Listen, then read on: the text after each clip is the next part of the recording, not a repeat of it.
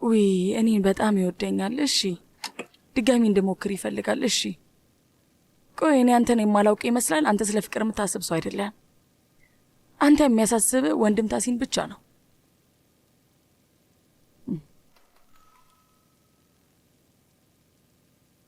እኔ ከፍታለሁ እህቴ ካድርዬ።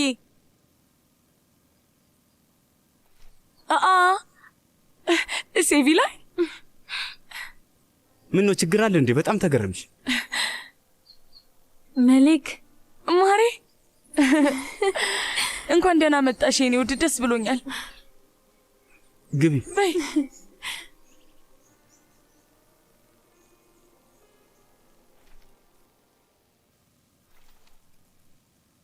ቡንያሚን ዝም ብለሽ መኪና ውስጥ ልትገቢ ነው? ዝም ብዬ እመጣለሁ። እኔን አታምኚኝም ማለት ነው? ኤሳቱ እሱ ማምናለሁ። ቢሆንም ግን ይሄን ስራ አብረን እንሰራዋለን። ግን ደግሞ ሴቪ ላይ ላሸንፋት የምችለው እኔ ብቻ ነኝ። ስለዚህ እናንተ ከወንዶቹ ጋር ትነጋገራላችሁ፣ እኔ ደግሞ ሴቪ ላይ ወደ መስመሩ አስገባታለሁ። እሺ በሉ አሁን። እሺ እንግዲህ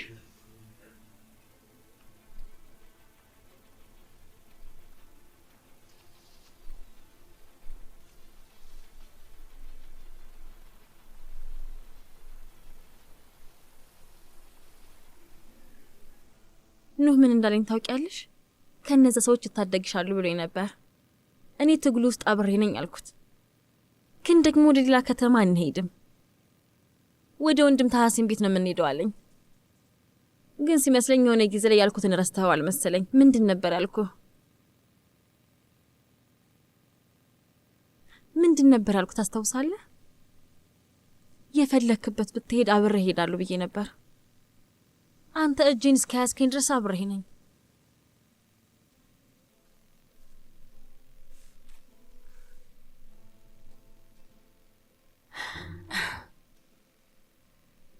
መሌክ ከአንቺ ጋር መገናኘት አልቻለም፣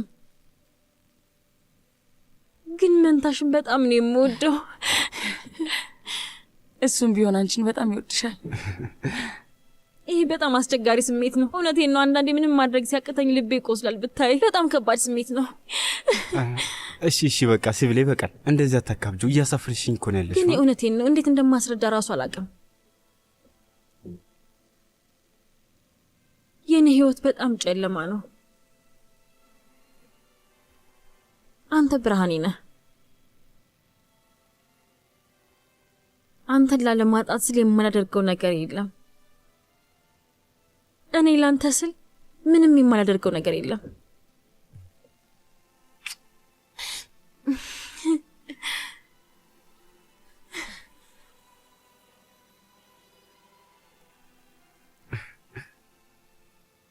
ሁለታችሁም ከምንም በላይ ደስታ ይገባችኋል። አንቺም ራሱ አንቺም ይገባሻል። አንቺም ብትሆኚ ደስታ ይገባሻል።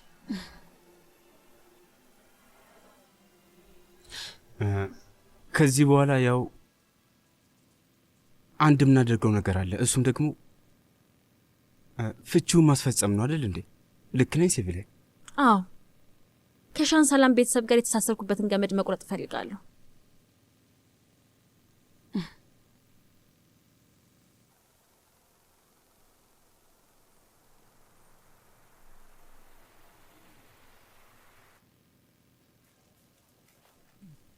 እሺ እህቴ፣ ይሄው ለሁሉም ነገር አመሰግናለሁ። ምን ታያለሽ? ሙሽሪት እንዴት አገኘሽ? በጣም ደስ ትላለች ነው። በጣም ታምራለች። ሁለታችሁም አብራችሁ ትሄዳላችሁ። አመሰግናለሁ። ይሄው ልጄ፣ አመሰግናለሁ። የተባረከ ይሁንላችሁ።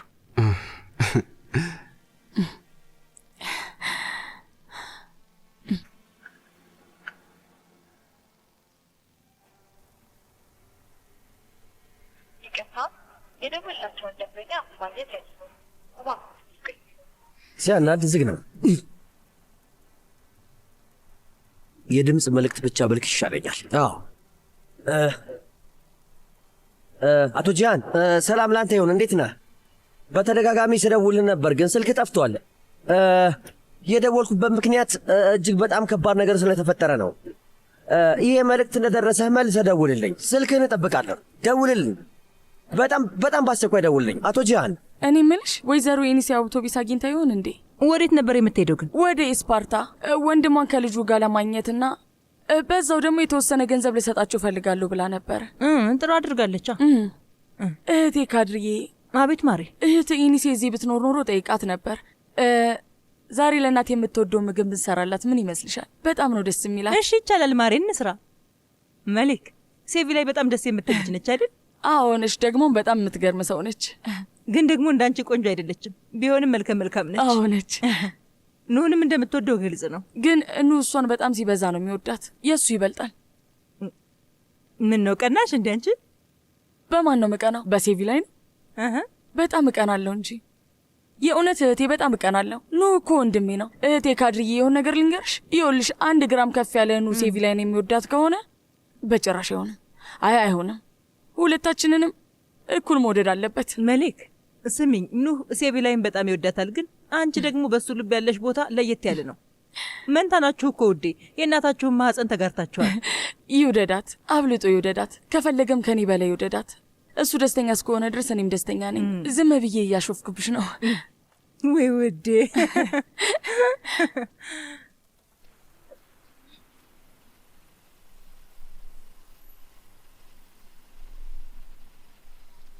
ተንከባከባቸው። የሳት ሱሌይማን፣ ለመሆኑ እዚህ ምን ያህል ናችሁ?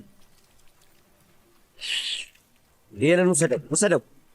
ቡንያሚን፣ እነዚህ ሰዎች ያደረጉትን በደንብ እያስረዱን ስራችንን እንስራ። እስቲ ይሄኛው ወደ ኋላ ውሰደው።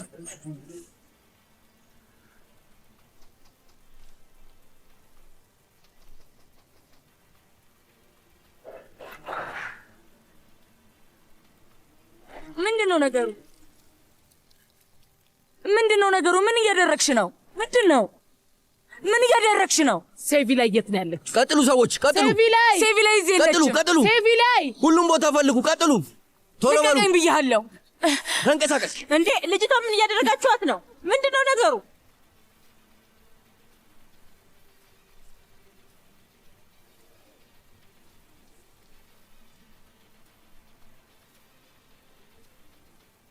ሴቪ ላይ የት ነው ያለችው? ንገሪኝ፣ የት ነው ያለችው? እዚህ የለችም። እውነትሽን ነው? ሴቪ ላይ እዚህ የለችም። እና ይሄ ከየት መጣ? ንገሪኝ። በራሱ ተራምዶ ነው የመጣው?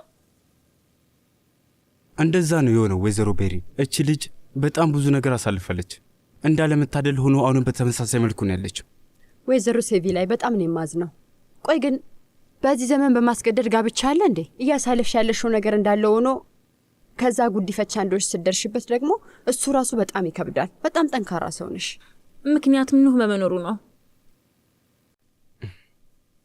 እሱ ባይኖር ኖሮ ላልፎ አልችልም ነበር። የኔ ቆንጆ ስጦታ፣ እኔ ምንም ያደረኩት ነገር የለም። አንቺ ነሽ ሁሉንም ነገር ያለፍሽው አይደል እንዴ? ፍቅር፣ እድሜ ላንተ ፍቅር። አምላክ ሁለታችሁንም እንዳጣመረ ያቆያችሁ ምኞቴ ነው። እንዳይለያችሁ ደስ ትላላችሁ። አሜን ያድርገው። ግን ያው ጥረታችንን ካነሳሽ አይቀር ይህንን የፍቺ ሁኔታ እንዴት ነው በፍጥነት የምናስጨርሰው? እባክሽን ተባበሪን። ወይዘሮ ቤሪን የሆነ ነገር ልነግርሽ እፈልጋለሁ። እኔ እንደ ዘመኑ ወንዶች አይደለሁም። ባህል የማጠብቅ ሰው ነኝ። እሺ፣ ይህንን ማንነትን የመቀየር ሀሳብ የለኝም። ለምን ካልሽኝ ደግሞ ምክንያቱም የምወዳ ሴት በዚህ ማንነቴ ነው የምትወደኝ። ስለዚህ የትዳር ሰርተፍኬት፣ ህጋዊ ሰነዶች የመሳሰሉት ነገሮች ደግሞ ለሌና ለሴቭ ላይ እንቅፋት አይሆኑብንም። ቢሆንም ግን እኛ ይህን ጉዳይ ጨርሰን ለመገላገል ብቻ ነው የመጣ ነው። ግን እንደዛ ማለት የለብህም። እኔ እነዚህ ሁሉ ጉዳዮች ባሉበት ሁኔታ ውስጥ መጓዝ አልፈልግም። ብዙ ጊዜ ለመፋታት ፈልጌ ነበር፣ ግን ሊፈቅዱልኝ አልቻሉም። አንተም ይህንን ጉዳይ ታውቃለህ። ጃሃል ለእኔ መቼም ቢሆን ምንም ሆኖ አያውቅም። አይሆንም። ይህንን በሙሉ አውቃለሁ። ሴቭ ላይ ምን እንዳደርግ ነው የምትፈልጊው? እኔ እንደሆንኩኝ አልቀየም። ለመሆኑ ጃሃን ሻንሳላን ይህንን ሀሳብ ይቀበላል? ይሄ የፍቺ ጉዳዩ ሁለታቸውም ሀሳብ ነው። ለአንዴና ለመጨረሻ ጊዜ ነው ይህንን ነገር የምናደርገው ወይዘሮ ቤሪን። ስለ ጂሃን ሻንሳላን ነው የምናወራው። ገብቶሻል አይደል? ከእሱ ጋር በምንም አይነት ነገር መስማማት አይቻልም። እንግዲህ ደውይለት ያዥ። ጂሃን እስክትወለድ ድረስ ይጠብቃል። እናም ልጁን ይወስዳል። ከዛ በኋላ ነው እኔን የሚፈታኝ በይው እና ሁሉን ነገር እስቲ በእኛ በኩል መልካሙን እናስብ። ጥሩ ነው የሚሆነው። ምናልባት ሀሳቡን ይቀይር ይሆናል። እኔ እንዳለ የምታደል ሆኖ ጭንቅላቱ የሚያመጣውን ነገር ልቀበልለት አልችልም። ምንም ስርዓት የሚባል ነገር የለውም። በስነ ስርዓት ነገሮችን አያመዛዘንም። በጣም አሳፋሪ የሆነ ሰው ነው። ምንም ክብር የሌለው ሰው ነው። ሀሳቡን ቢቀይር እንኳን የሆነ ነገር እያሴረ ነው የሚሆነው። ደግሞ አንቺ ምን አይነት ሰው እንደሆነ በደንብ ታውቂዋለሽ አይደል እንዴ? ስለዚህ ፍርድ ቤት መሄድ ሊያስፈልጋል። አስፈላጊ ከሆነ እናደርገዋለን።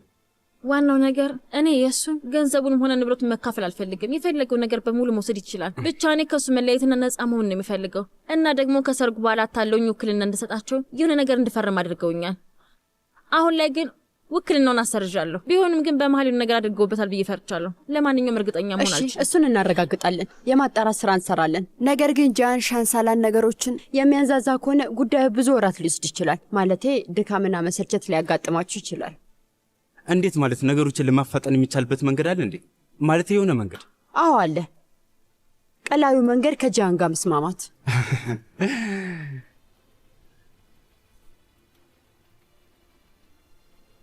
እንታገሳለን እንግዲህ። ኑህ የት ነው የወሰዳት? ኑህ የት ነው የወሰዳት? ንገሪ። እንደሌለች እኮ ነገርኩሽ። እዚህ የለችም። የምናገረው እየገባሽ አይደለም ወይስ ምንድን ነው? እዚህ የለችም ማለት እዚህ የለችም ነው። ኑህንም ሴቪላይንም አታገኟቸው። ስለዚህ አንቺ ሴቪላይ የት እንዳለች አትነግሪኝም ማለት ነው? እንደዛ ነው። የት እንዳሉ ባውቅ ራሱ አልነግርሽም። አቶ ይሳት ቤቱ ጸድቷል። እንደዛ ከሆነ አንቺ ከኛ ጋር ትመጫለሽ። ልልቲቱ መኪና ውስጥ አስገቧት። ቆይ ይሄ ነገር ትንሽ የበዛ አይመስልሽም? ለምን? ልቀቀኝ እባክህ። ወንድምህ ኑህን ፈርተው ነው? አይ ፈርቼው አይደለም። አብረን ተባብለን አልነበረም እንዴ? ልቀቀኝ። ውሰዷት። ልቀቀኝ አልኩ። አትጪ እባክሽ። ወዴት ነው የምትወስዱኝ? ወዴትም አልሄድም። ልቀቁኝ። እህቴ ጋር ልዬ እባካችሁ ልጅቷን ተዋት።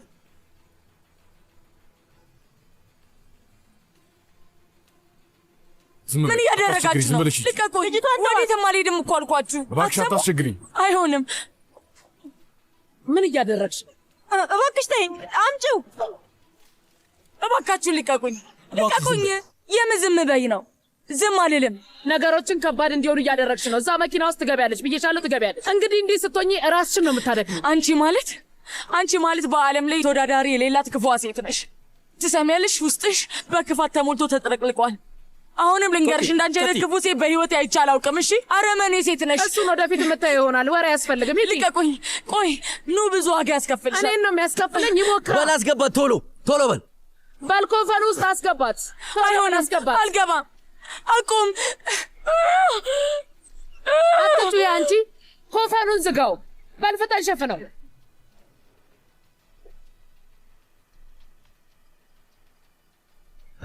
አጋሬ ኮፈን ውስጥ ማስገባቱ ጥሩ ሐሳብ አይደለም። ጃን ደግሞ ይህንን ከሰማ ያው ይስሙ፣ በደንብ ይስሙ።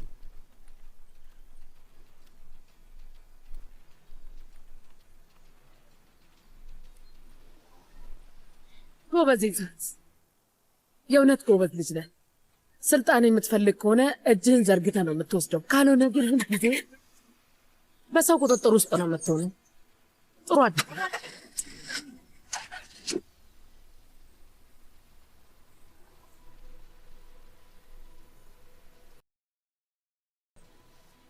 እሺ ሰዎች፣ ስለዛ የሥራ ክፍል ኑህን መጠየቅ ይኖርባቸዋል። እሱ ነው የሆቴል አስተዳደር የተማረው። በቢዝነስ ማስተርስም አለው። ዝም ብሎ የመጣ አይደለም። እንደምታውቁት ማስተርስ ደግሞ ቀላል አይደለም። አዎ፣ ስለ ሆቴል አስተዳደር ስራ በደንብ ያውቃል።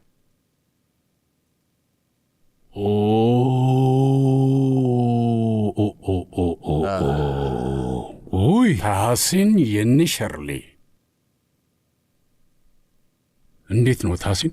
ጠረጴዛ የምቹ ነው? አንተስ እንዴት ነው? በደንብ ተመችቶሃል? በጣም አሪፍ። እሺ፣ አሁን ክቡራንና ክቡራት፣ እኛ ለረዥም ጊዜ ነው የምንተዋወቀው። እንደውም ከልጅነታችን ጀምሮ ነው የምንተዋወቀው። ማለቴ እናቱ፣ የእሱ ወላጅ እናት የእኛ ቤት ሠራተኛ ነበረች። የምሠራውም ደግሞ መጸዳጃ ቤቶችን ማጽዳት፣ ጋጣዎችን ማጽዳት፣ መጋዘኖችን ማጽዳት ነበር ሥራዋ። ይሄ ነበር አይደል እንዴ ታሲን? ስማ እንጂ ታሲን፣ ከድሮ ጀምሮ ስትመኘው የነበረው ጊዜ ደረስ አይደል? ንገረኝ፣ እውነቱን ንገረኝ። ማለቴ ከድሮ ጀምሮ የእኔን ቦታ ትመኝ ነበር አይደል? ለነገሩ በጣም መልፋት ውጤታማ ያደርጋል። ብራቮ ብራቮ ታሲን፣ ተመልከት፣ በደንብ መልፋትህ ሕልምህ በነበረው ጠረጴዛ ላይ ቦታ ተሰጠ። እውነት አይደል እንዴ? በል በደንብ ተዝናና፣ ምክንያቱም በጣም ትንሽ ጊዜ ብቻ ነው ያለ። ትሰማኛለህ አይደል? አንተ ዲቃላ!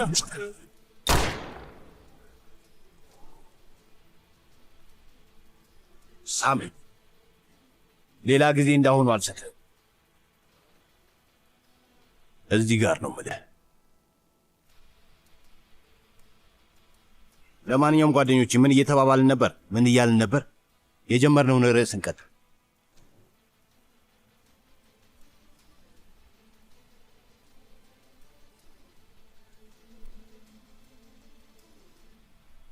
ወይዘሮ ቤሪን በጣም ደስ የምትል ሴት ነች። ልትረዳ እንደምትፈልግ ደግሞ በጣም ግልጽ ነው። ደስ የምትል ሰው ነች። የወንድም ታሲን ጓደኛ እኮ ነች። እና ደግሞ በጣም ብዙ ሰው ነው የምታወቀው። አዎ ልክ ነሽ።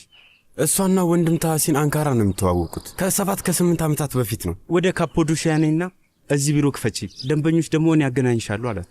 በላው የሚገርም ሀሳብ ነው። የረጅም ጊዜ እቅድ ይመስላል። በጣም አሪፍ ነው። አዎ ሰውየው ባለ ራዕይ ነው። በጣም ነው የማደንቀው። ውይ እንዴት ደስ የሚል ቤት ነው። በጣም ነው የወደድኩት። ከጥቂት ጊዜ በፊት ነው ወደዚህ የመጣሁት። ወደድሽ? በጣም የሚያምር ቤት ነው። ፊት ለፊቱ ክፍት ነው። በጣም ሰፊ ነው። እኔም ወድጄዋለሁ። ንጹህ አየርም አለው። ጉሊዛር ቡና ልታፈይልኝ ትችያለሽ? በዛውም ለስላሳ አምጪልኝ እባክሽ። ካሚል አንተ ደግሞ እነዛን ምንጣፎች አንሳቸው። በደንብ ጠቅልለ በቆንጆ ሁኔታ አስቀምጣቸው። እሺ። ምንድን ነው ነገሩ? እቺ ሴትዮ እያበደች ይመስለኛል። ይቅርታ ወይዘሮ ስምሩ፣ ቡና የምትፈልጊ ከሆነ ሂጂና ራስ ሻፊ። 50 ጊዜ ነው እንዴ የምነግርሽ? ሱክራን ከተናገረሽ በኋላም አልተማርሽም። አይገባሽም። እናንተ ሰዎች ትንሽ እንኳን ብላት አልፈጠረባችሁም እንዴ? ምንጣፍ ቤቱ ሊሸጥ ነው። ምናልባትም ደግሞ ከቅርብ ጓደኞቼ አንዱ ሊገዛው ይችል ይሆናል፣ ወይ ደግሞ እኔም ልገዛው እችላለሁ። ህይወት እንደዚህ ናት። ወደፊት የሚሆነውን ማን ያውቃል? ፍሩ። ብትፈሩ ነው የሚሻላችሁ። መፍራት ያዋጣችኋል። እንዴት ነው ከሳሜት ሻንሳላን ጋር ተታረቀች እንዴ? እውነት ለመናገር ተሳስታለች ለማለት በጣም ይከብዳል። የፈለገችውን አድርግላት እንዴ? ምን ብናድርግ ይሻላል? አሁን የሆነ ነገር እነግርሃለሁ። ሻዩ ልክ አይደለም። ቢሆንም ግን ለመጀመሪያ ጊዜ ስለሆነ ያፈላሁልህ ዝም ብለህ ትጠጣለህ። እሺ? በጣም ነው የማመሰግነው ውዴ። መርዝ ራሱ ብትሰጪኝ ዝም ብዬ ነው የምጠጣው። የተባረክ ይሁንልህ። በእውነት በጣም ነው የሚጣፍጠው። ባክተው። የእውነቴን ነው፣ በጣም ነው የሚጣፍጠው። እጆችሽ ይባረኩ ውዴ። አመሰግናለሁ። በእኔ ምክንያት አይደለም። እሺ ሲቪ ላይ ወይዘሮ ቤሪን ፊት ያልሽውን ታስታውሻለሽ? በኑ ምክንያት ነው ይሄ የሆነው ብለሽ ነበር። ከኔ ጋር አይገናኝም። እኔ ምንም ነገር አላደረኩም። በራስሽ ነው ያደረግሽው። ሁሉንም ነገር በራስሽ ትውትሽዋል። ወደ ህይወቴ ባትገባ ኖሮ ላደርገው አልችልም ነበር። ይኸውልህ እኔ በህይወቴ ለማንም ሰው ቀዳሚ ነገር ሆኜ አላውቅም። ተቀባይነት ለማግኘት ስል ከድሮ ጀምሮ ዝም ማለት ነበረብኝ። የግድ የሆነብኝን ነገር በሙሉ መቀበል ነበረብኝ። እድሜን በሙሉ ማንም እጄን ይዞ መቃወም ምን ማለት እንደሆነ ማንም አላስተማረኝም። በህይወቴ አንተን እስከተዋወቅኩባት ቀን ድረስ ውድ ነገር አልነበረኝም። አንተን እስካወቅኩበት ጊዜ ድረስ፣ ያንተን ፍቅር እስካገኘሁበት ቀን ድረስ። መጀመሪያ ላይ ከሜሌክ ጋር አብረን ስንመጣ ምክንያት ኖሮ መስሎች ነበር አይደል? የኔ ጥፋት ነው። ይቅርታ አድርግልኝ። ይሄ ዝም ብሎ ይቅርታ አይደለም። ግን ደግሞ በእኔ በኩል የሆነ ሰው በጣም እንደሚወደኝ ማመን በጣም ከባድ ነበር። እዚህ የመጣው እቅድ ይዘህ ነው የሚለውን ነገር ከምንም በላይ ማመን ይቀለኛል ብዬ አስቤ ነበር። ለዛ ነው ኑህ እዛ ቤት ውስጥ ሁሉም ሰው የተጠቀመብኝ ነበር። አንተን ብቻ ነበር የማምነው። ከዛ ሁሉም ነገር ከደረስኩበት በኋላ የሆስፒታሉን፣ ያደጋውን፣ ለሰርግ መታጨቱን አላውቅም። ብቻ ለእኔ አጋጣሚ ሊሆን አይችልም ብዬ አሰብኩኝ። እንዴት ነው እንደተሳሳትሽ የገባሽ? በራሴ አልተገነዘብኩም። እንዴት ታዲያ እንዴት ተገነዘብሽ?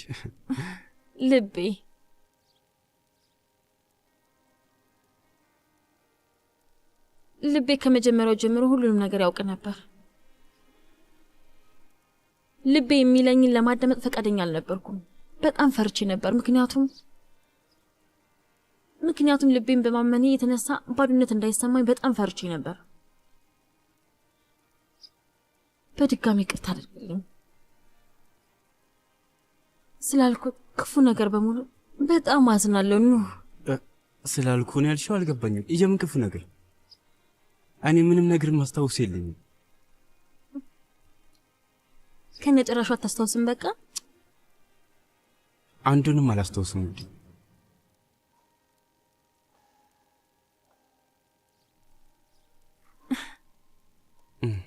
ተው እንጂ እንዳታደርጊው። ይቅር በቃ እባክሽን። ፍቺ ሳይፈጸም ይህን አናድርግ። እንደዛ ከሆነ ይህንን በደንብ በቅመም ያበደ ሻይ ደጋግመን መጠጣት እንችላለን። እንደዛ ነው የምናደርገው። በቃ አሁን ጠጣለን ውዴ።